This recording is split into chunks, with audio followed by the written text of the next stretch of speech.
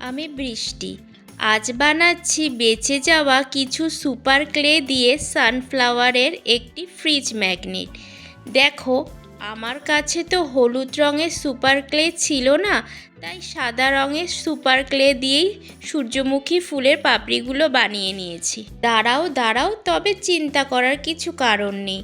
ফুলটি বানানোর পর হলুদ রং দিয়ে কালারও করে নিয়েছি।